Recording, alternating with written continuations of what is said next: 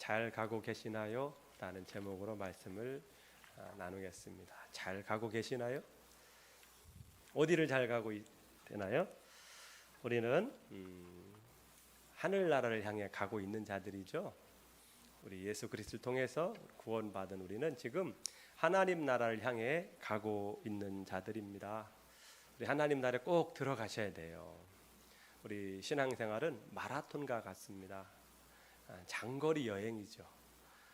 그래서 때로는 이게 끝이 안 보이고 길게 느껴질 수 있지만 그러나 끝은 옵니다. 그리고 반드시 우리 그 종점을 향해 들어가셔야 돼요. 여러분 실제로 우리 마라톤 경주를 보게 되면 국제 마라톤이라든지 또 우리 한국에서 진행된 여러 가지 마라톤이 있지 않습니까? 그 마라톤의 완주율이 얼마나 될까요? 국제 선수들 또 우리 한국에서 좀 막 마라톤을 좋아하는 사람들이 시작을 해서 끝까지 완주하는 사람들은 일반인들은 60%, 선수들은 70%라고 합니다. 그러면 30%에서 40%는 완주를 못한다는 것이죠.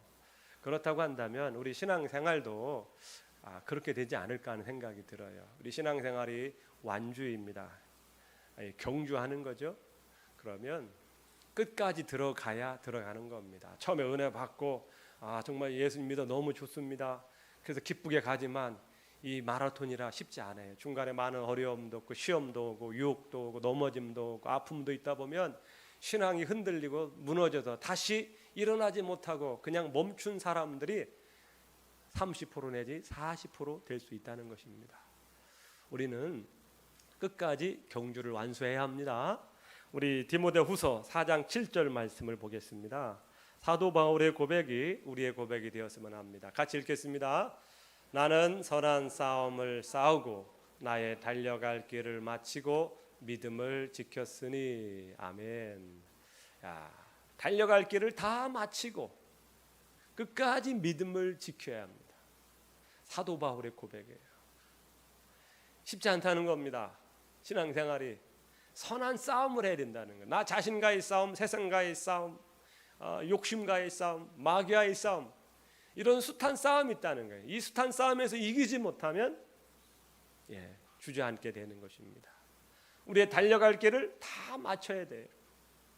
그리고 이 가게 된 믿음을 끝까지 지켜나가야 합니다. 여러분 신앙생활은 지금이 중요한 겁니다. 지금이 은혜 받을 만한 때요 구원의 날이로다. 신앙생활은 항상 지금이 중요한 겁니다. 과거에도 잘했다 해도 지금이 중요해야 돼요. 과거에 잘했는데 지금 못한다 소용이 없어요.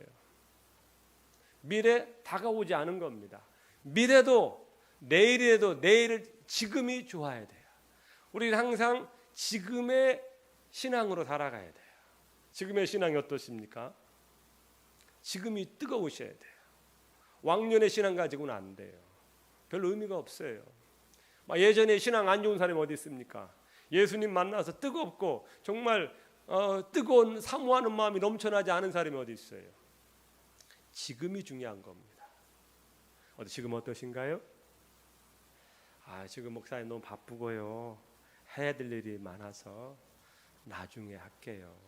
나중에. 여러분 나중에라는 것은 마귀의 단어입니다. 마귀의 단어예요.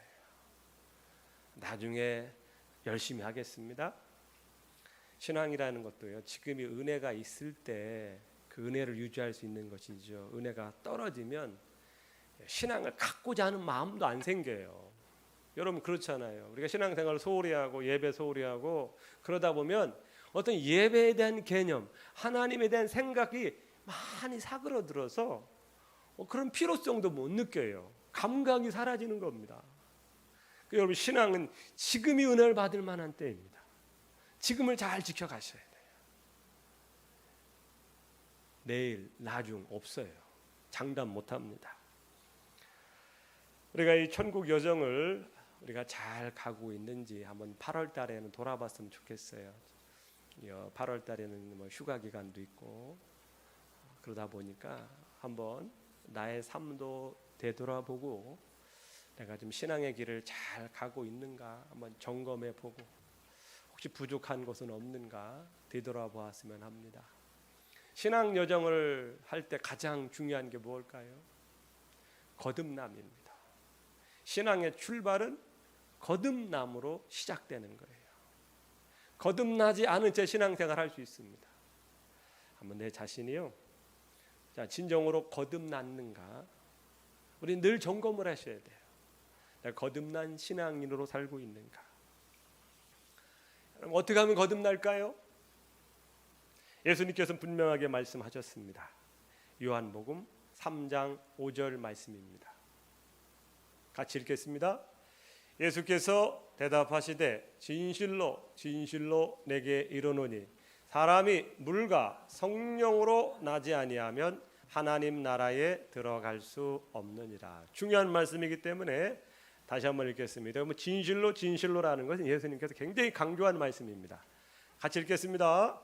예수께서 대답하시되 진실로 진실로 내게 이르노니 사람이 물과 성령으로 나지 아니하면 하나님 나라에 들어갈 수 없느니라.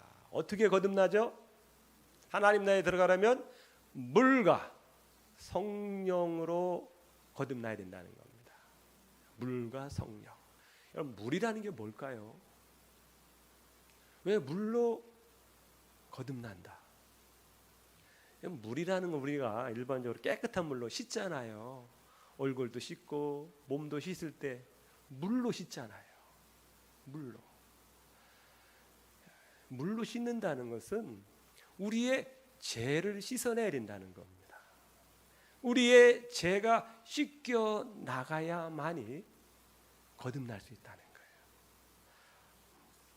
여기서 죄라는 건, 회개라는 건 뭐 도둑질, 거짓말, 음날 뭐 이런 한두 가지를 회개하고 죄송합니다 이런 것이 아닙니다. 하나님을 떠나 사는 삶 그 자체가 하나님께 큰 죄였던 겁니다.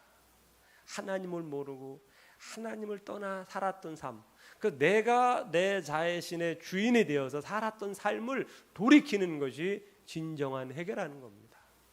이런 회개를 하고 이제는 내가 예수님을 모시고 하나님 중심으로 살겠습니다, 이렇게 돌아서는 것이 회개라는 것이죠.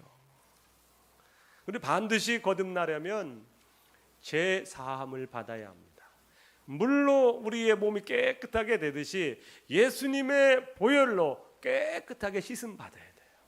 그러기 위해서는 반드시 회개의 과정을 거쳐야 됩니다.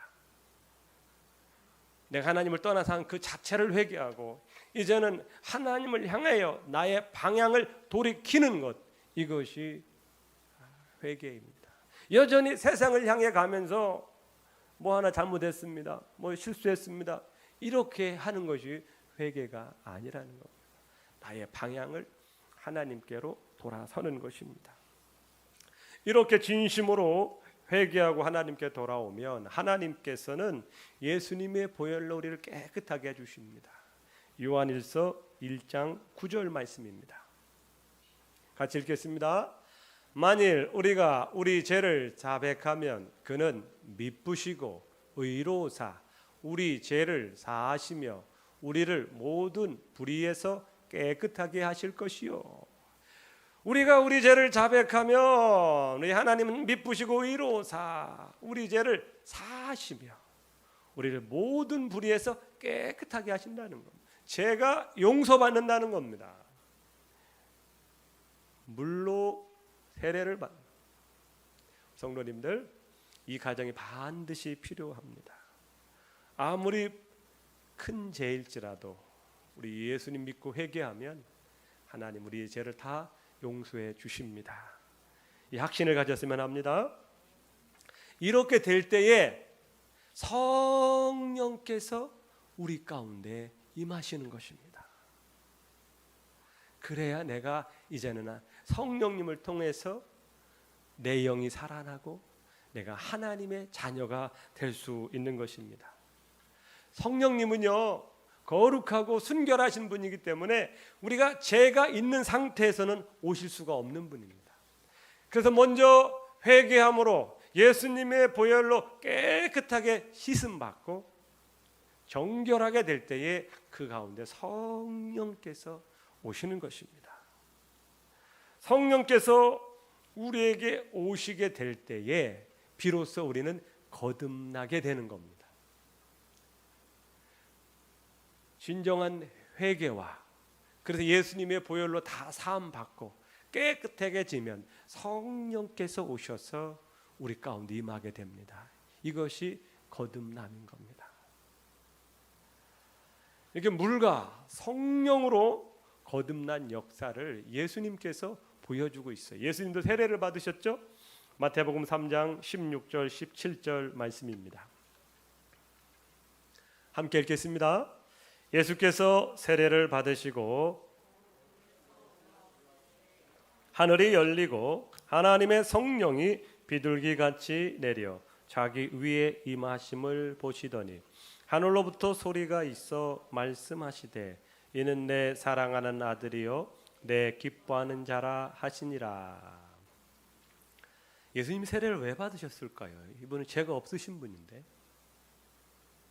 예수님 세례를 받으실 필요가 없어요. 세례는 누가 받습니까? 죄 지은 사람이 받는 거예요. 그래서 깨끗하게 씻음을 받는 것이 세례인 겁니다.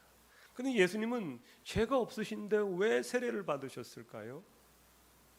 이것은 우리에게 보여주기 위한 겁니다. 예수님께서 죄 있는 인간의 모습으로 자리에 서신 겁니다. 그리고 세례를 받으셨을 때에 모든 죄가 씻겨가고 하늘 문이 열립니다. 그리고 어떻게 합니까? 성령이 내려오신 겁니다. 우리도 이러한 과정을 거쳐야 된다는 것이죠. 세례받고 물로 깨끗하게 씻음 받고 그래서 깨끗해진 상태에 성령이 오셔야 된다는 겁니다. 예수님이 그랬던 거예요. 세례받고 그러니까 하늘 문이 열리고 성령님이 오신 겁니다. 그 다음에 어떤 소리가 납니까? 하늘로부터 소리가 들리는 거죠. 이는 내 사랑하는 아들이요 내 기뻐하는 자라.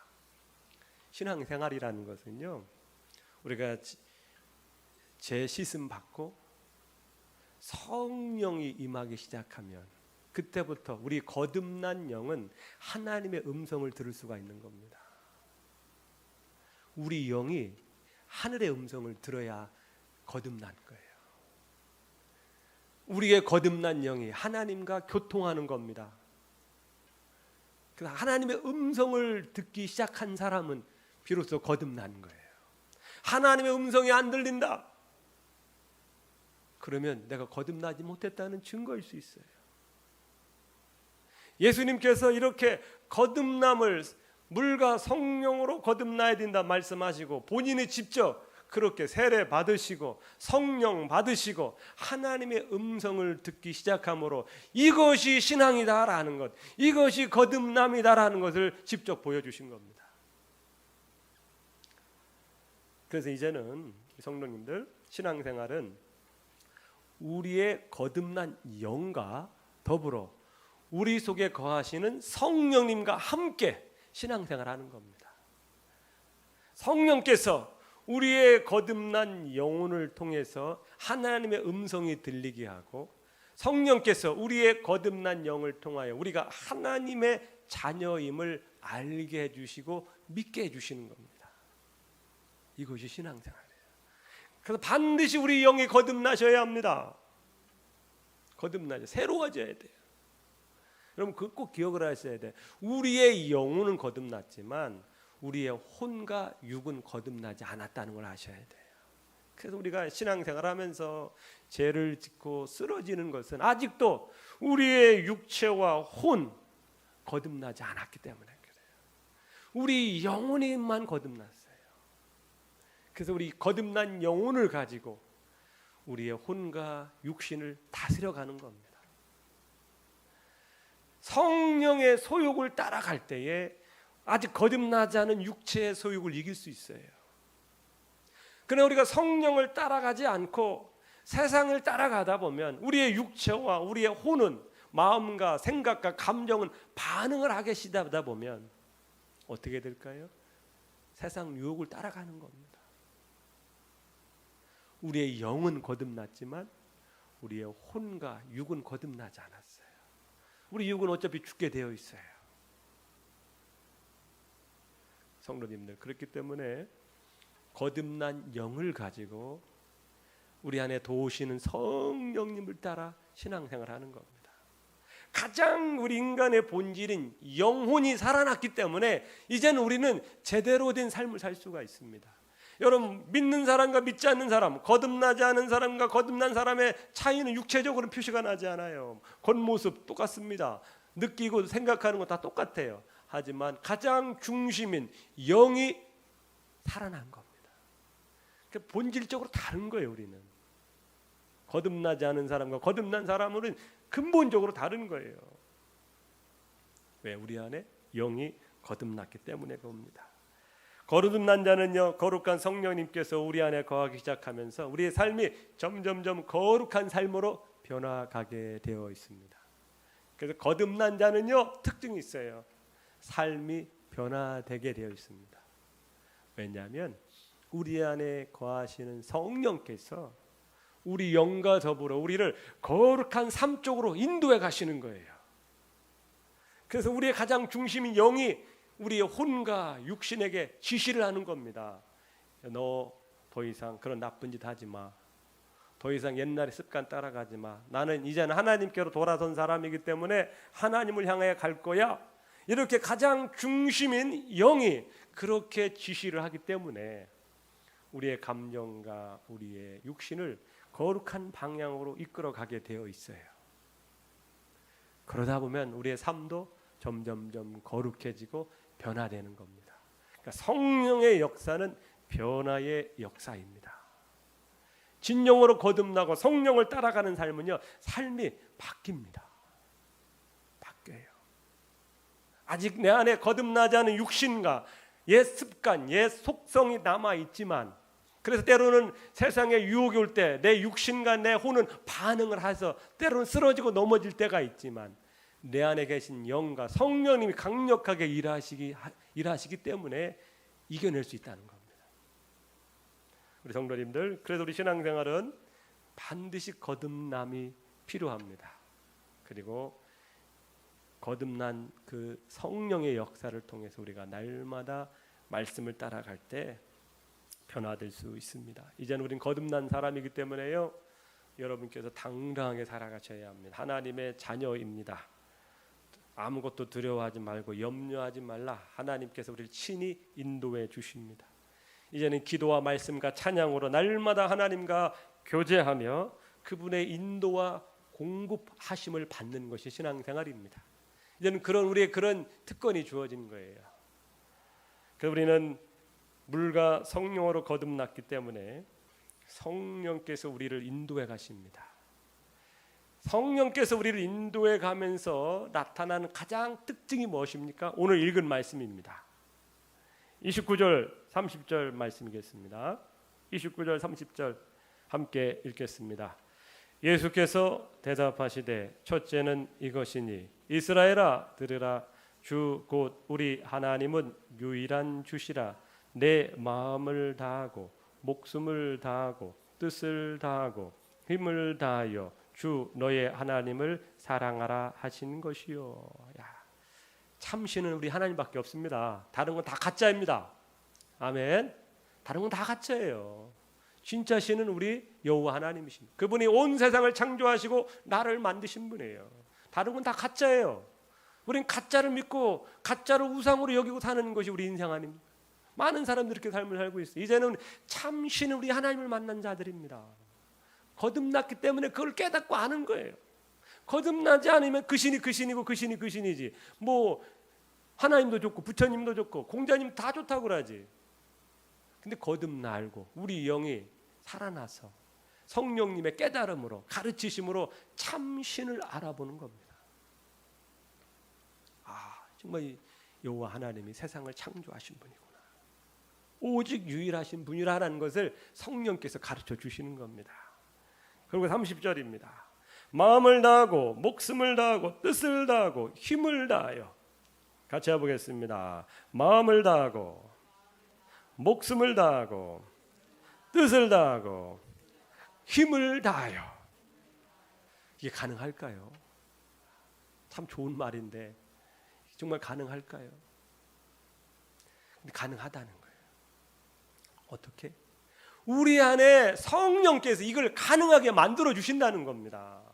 성령님은 하나님의 영이에요. 그 성령님을 모시고 살면 성령께서 우리에게 거룩한 열정을 갖게 하십니다. 하나님을 향한 마음을 주셔요. 하나님을 사랑하고 하나님 뜻대로 살게끔 하고 하나님을 예배하고 하나님의 말씀을 사모하도록 성령님은 우리 안에서 그걸 돕는 분이라는 거예요. 왜? 성령님은 하나님의 영이기 때문에 성령님께서는 우리가 하나님 안에 살도록 도와주신다는 거예요. 그게 바로 성령님이 하시는 일이라는 거예요. 마음을 다하고 뜻을 다하고 힘을 다하고 목숨을 다하여 사랑할 수 있게 하는 것이 가능하다는 겁니다. 왜냐하면 내 안에 그 성령께서 내 안에 그 거룩한 마음을 심어주신다는 거예요.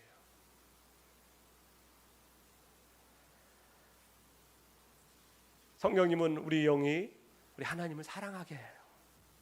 사랑하도록 마음을 줘요. 기도하면 기도할수록 예배하면 예배할수록 성령님은 하나님을 향한 사랑의 마음을 주십니다. 그게 바로 성령님의 특징인 거예요. 어떠십니까? 지금 마음을 다하고 뜻을 다하고 힘을 다하여 우리 하나님 사랑하시죠? 한번 나 자신 한번 보셨으면 합니다. 아멘. 우리 하나님을 사랑하면요, 성령께서 예배를 사모하게 해요. 왜냐하면 예배는 우리 하나님을 높이는 시간입니다. 그래서 성도님들, 우리 거듭난 신앙인은요, 예배를 사모하고 예배를 좋아합니다. 한번 돌아보세요. 내가 예배를 사모하고 예배를 좋아하는지. 내가 지금 이걸 보면 하나님을 향한 나의 마음을 알 수 있어요. 어쩔 수 없이 예배 드리는 것이 아닙니다. 부모님이 가라고 하니까 안 가면 혼나니까 가는 신앙, 지금 뭔가 이상해진 거예요. 내 안에 하나님이 아닌 다른 것이 내 안에 들어와서 그래요. 예배는 드리는데 그냥 어쩔 수 없이 드리는 거. 그러면 하나님 기뻐하지 않으세요.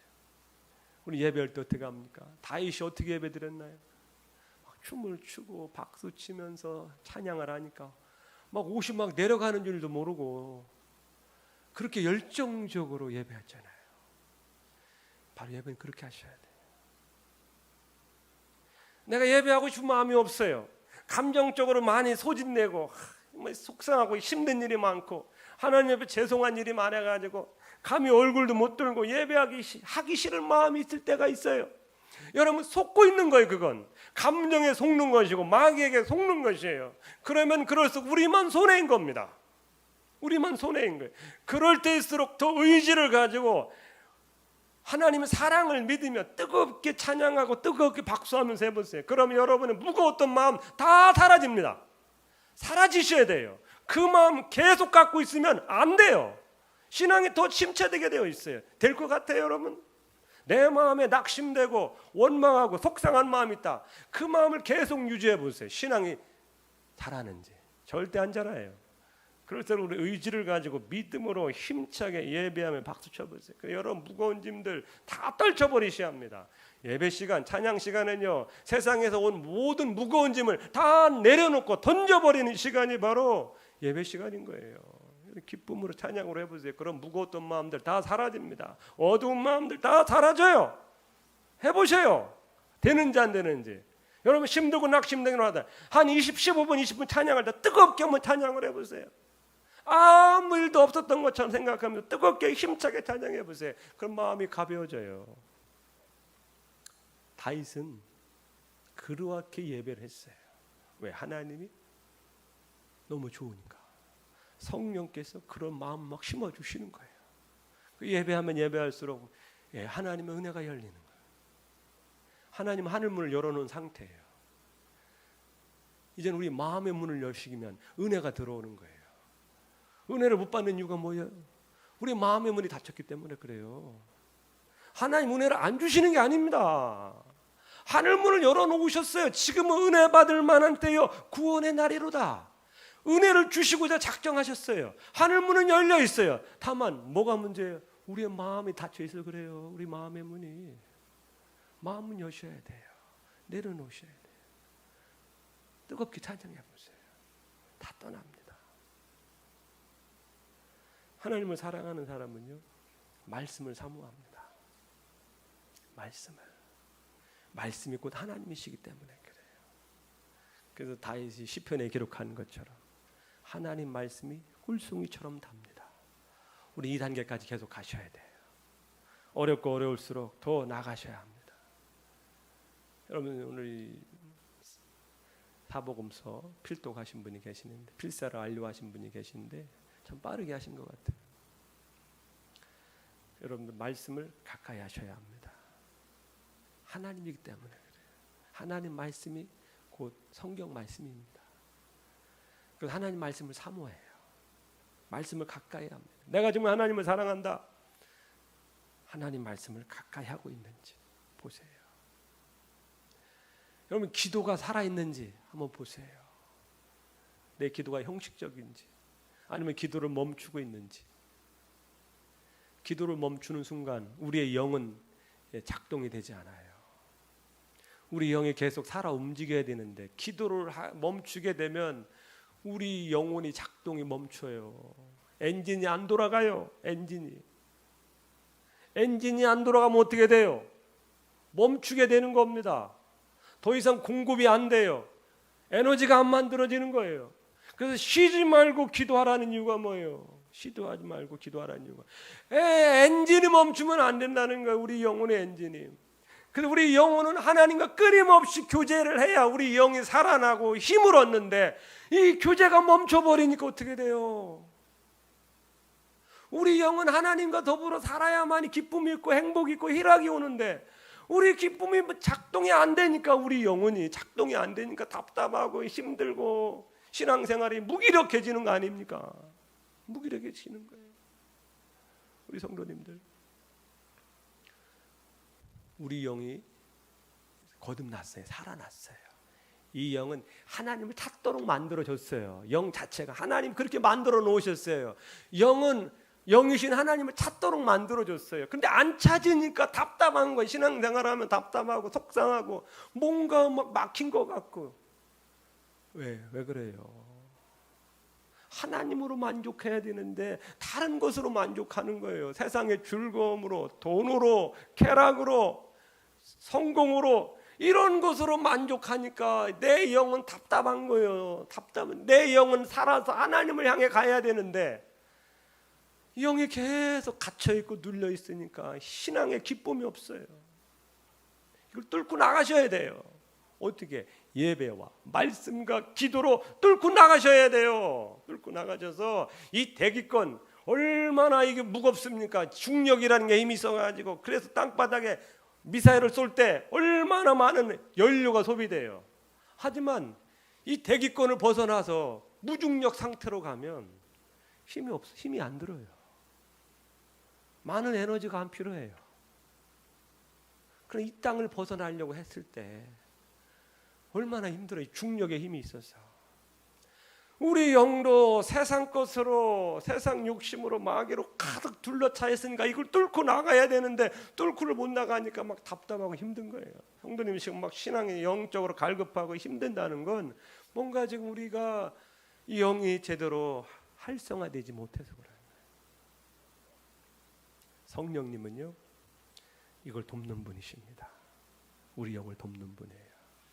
성령님이 오시면 마음을 다하고 뜻을 다하고 힘을 다하고 목숨을 다하여 하나님을 사랑할 수 있도록 도와주셔요.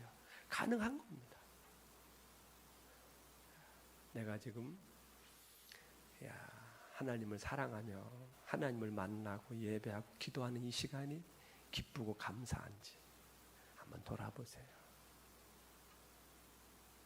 그렇다면 내가 지금 잘 가고 있는 겁니다.